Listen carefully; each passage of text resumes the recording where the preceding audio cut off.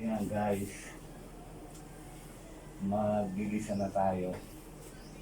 Lulutuin na natin yung ating sopa. Lalagay tayo ng konting mantika.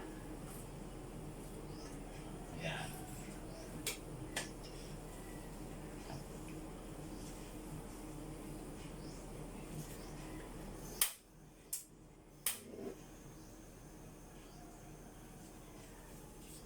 Yan. Painitin po muna natin mantika.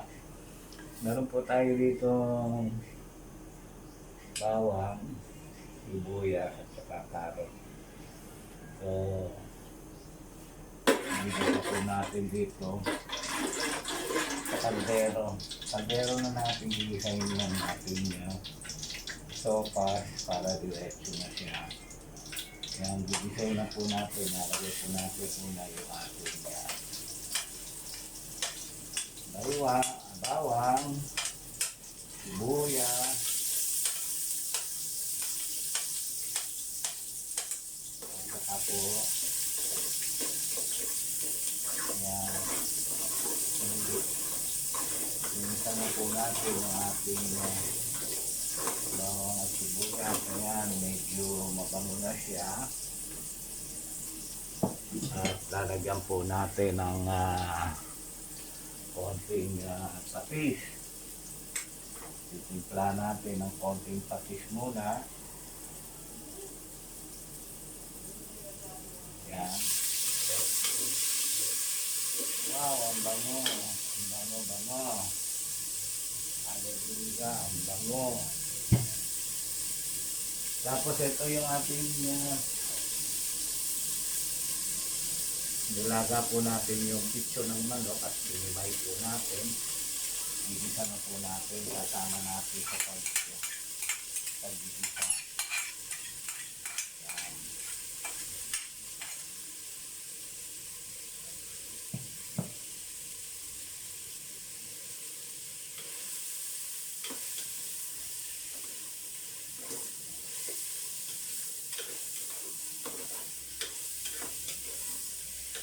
Yan po.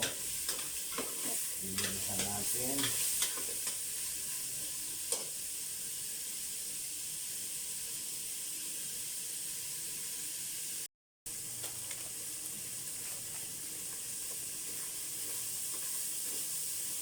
Matapos po natin gisahin, ito po yung pinaglagaan natin ng manok. Ito yung ating isasabaw. Ayan. Sabaw po.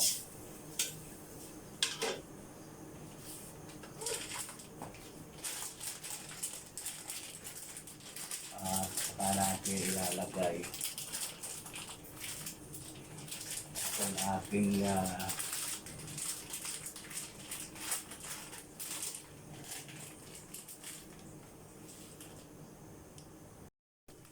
ito po yung ating macaroni, yung pinakasopas natin, ilalagay natin. Pulo na yung sabaw. Ayan, saka po natin siya pakukuluin.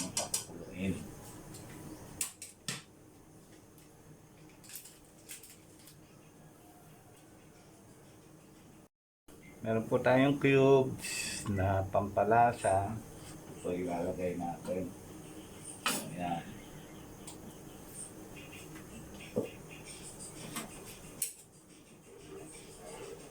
Habang niluluto po natin yung sopas niya. Ayan. Kumukulo. Patuloy lang po natin lulutuin. At tatakpan po muna natin.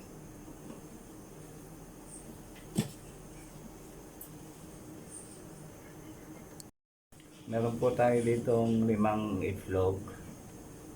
Ilalagay din po natin ito dahil gusto po ng mga bata yung meron itlog.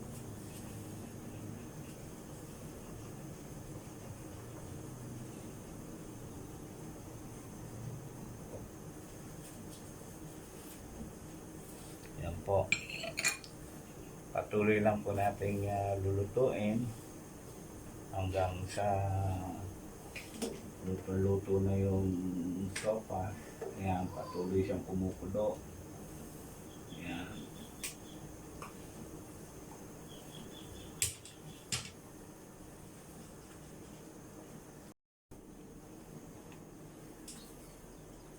Ayan. Malapit lang maluto yung sopas niya.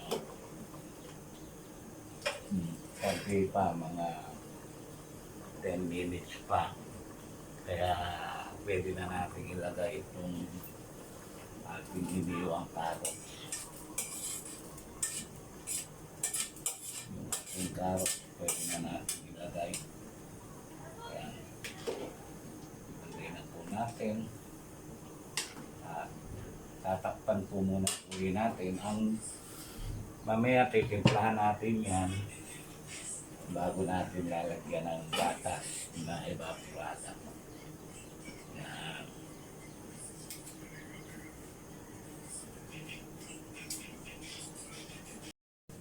Ito guys, oh.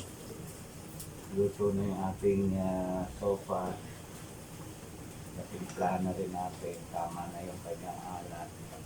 Lalagyan na lang natin ng gatas.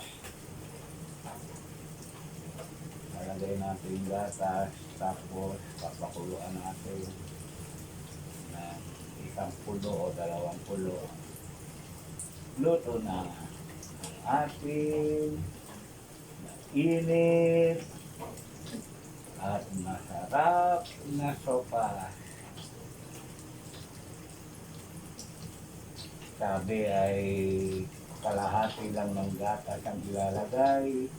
Para mas masarap, ilalagay na natin itong isang buong lata ng malaking gatas na evaporada. Yan, wow! Sarap! Sarap, sarap, sarap. Ito po ang aming lunch. Panigurado yung mga bata, hindi na naman kakain ng kanin. Sopas lang ang kakainin. Yan po, pakuluan lang po natin ng konti para maluto yung gatas. Hello! Luto na po. Maraming salamat. Yan, luto na po. Yan ang ating finished product.